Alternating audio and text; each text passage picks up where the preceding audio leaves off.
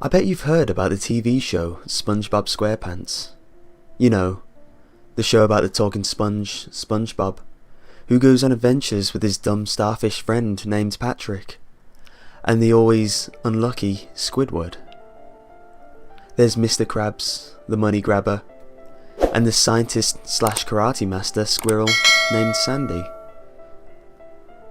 Everybody knows about the show and how popular it is, but they didn't know the truth behind it.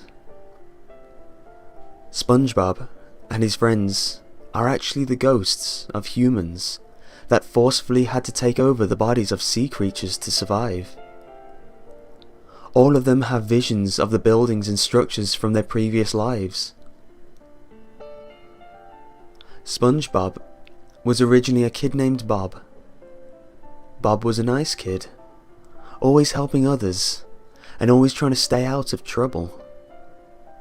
But often, he did get in trouble, taking the rap for what other kids did, and often accidentally tripping someone when trying to help them.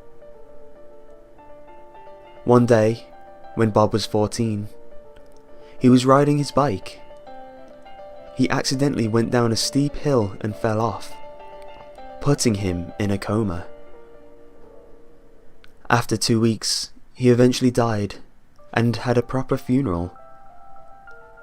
In his sea creature counterpart, he is still very nice and still gets in trouble. Patrick, in his past life, was named John. John was a couple years older than Bob, and they were actually very close friends. They lived in the same neighbourhood and often played together. When he was 10, he was hit in the head very hard, giving him brain damage and an occasional inability to think. Then, for the last 5 years, he was always getting into extreme trouble, often hurting people, and was friendless except for Bob. Then when he was 15, he was having a moment of stupidity and climbed onto the roof. Then he tripped and fell off the roof, which cracked his skull and killed him. In his sea creature counterpart, he still acts dumb and is only friends with SpongeBob.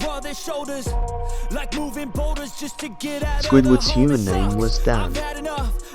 Dan was a sore thumb, never playing with the other kids. He was always lonely, with no friends except for his clarinet and teddy bear, Zippy. Dan had a severe heart condition that would eventually lead to his end. His heart was so weak that if something surprising happened, if he got startled, he could have a heart attack. One night, he had a dream where Zippy was murdering him. This scared him so much that he woke up with a severe heart attack, which killed him. In his sea creature counterpart, he still gets scared often, and his only friend is his clarinet. Jim was the name of Mr. Krabs' human counterpart. Jim was from a wealthy family. Despite his family fortune, he was a money grabber and a pickpocket, often taking people's money and running off with it. He was always behind the rest of the family, having a mild mental condition. He also really loved piggy banks and cash registers, and owned a pet whale in a large fish tank. Because of these issues and oddities, he was laughed at by his whole family. His family had a big vault where they stashed all their money. And once, when Jim was inside, jumping for joy because his family gaining $1 billion, 3 huge bags of money toppled from a high shelf in the vault and crushed him to death. In his sea creature counterpart, he still hogs money and has a whale daughter named Pearl, being his pet whale. Sandy's real name was Sally, a teacher's pet.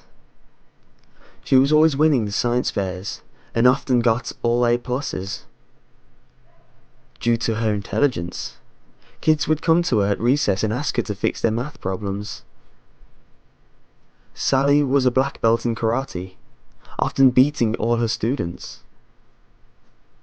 She would also make many custom fireworks at the country club, which gained her major popularity. Sally was on top of the world.